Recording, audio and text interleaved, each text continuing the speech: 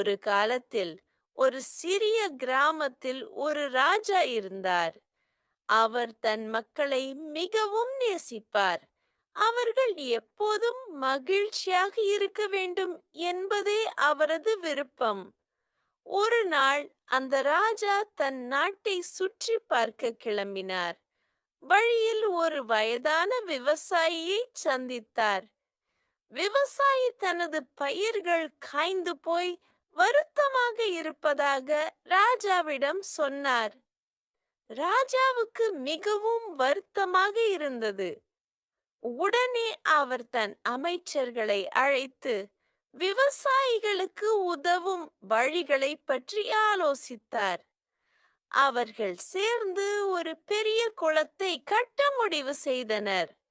சிறிது காலத்தில் அந்த குளம் நிரம்பி வழிந்தது.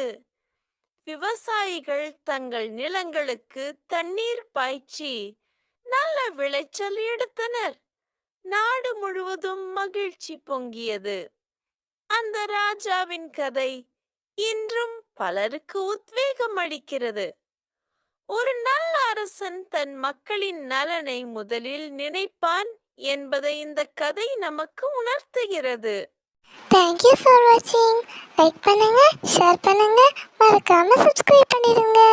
பாய்.